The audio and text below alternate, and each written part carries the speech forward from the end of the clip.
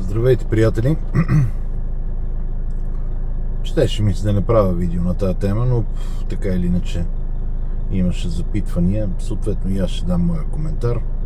От гледна точка на това дали страдам за Алексей Петров, не. И грам не страдам. И ще се опитам да се придържам максимално към фактите.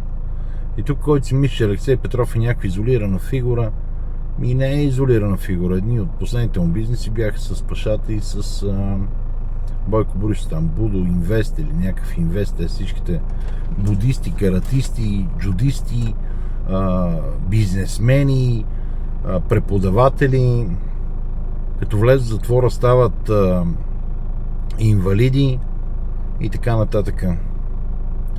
И според мен още малко останаха да бъдат изчистени, за да може наистина да продължи напред нашата държава.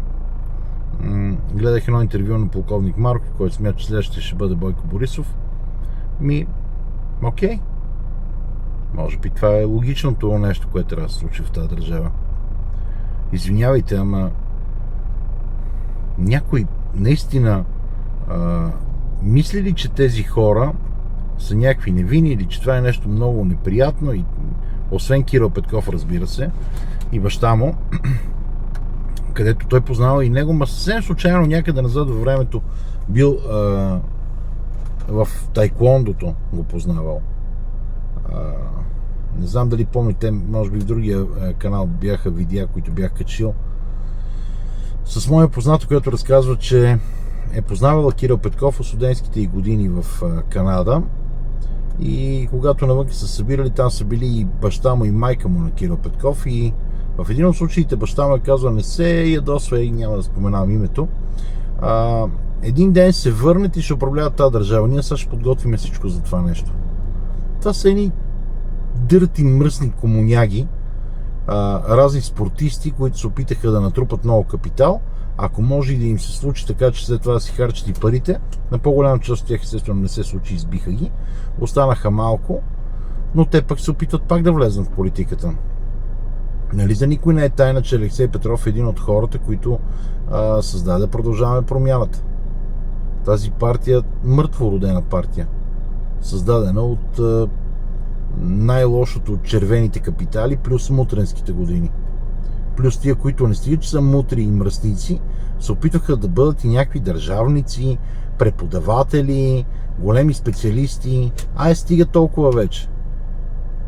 Не знам, наистина един подарък от службите по света, независимо от кои руски, френски, немски, английски, американски, безразлично ми е кои, би било да изчистят тая измет цялата. Това би било един прекрасен подарък за нас. Не знам дали следващия ще е Бойко Борисов или кой ще е, или Черепа или Мерепа, но наистина всичките тия хора натрупали милиарди, не милиони, милиарди, трябва по някакъв начин да се откажат от нашата държава. Да спрат, стига толкова. Вашето време изтече.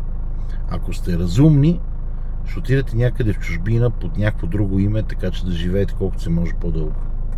Ако не сте разумни, ще продължите да се борите тук в държавата. И според мен ви чистат вие си се трепате един друг, но според мен рано или късно ще почнат да ви чистят и чуждите служби. Просто защото сте негодни, некачествени. Вие трябва да се махнете от тук. Вие сте едни гниди, едни плазмоди, които измуквате държавата. Това е мнението на цялата тази тема. Кой конкретно го е застрелял, нямам никаква представа. Разбрах, че жената е била починала вече, така че от нея нищо няма да чуете. Или починала, или са я починали, или там каквото и да е. Но това е положението. Това е моя коментар. Надявам се по-скоро това да се случи. Надявам се да отворят всички досиета и всички тези, като настоящия кандидат за кмет на ППДБ и всички други такива плазмоди и червени, които са крали с парите, откраднати от тяхните дядовци, майки, бащи, това всичкото да влезе в затвора. Всичко трябва да влезе в затвора. Или смъртни присъди, не знам. За мен, примерно, Иван Костов трябва да получи смъртна присъда, този човек. Ти да продадеш така държавата и да се па и акъл да даваш, па и книги пишеш. Наистина сме 84-та на Оруел. Цялата истина трябва да бъде изопачена, така че хората да живеят някакъв сън.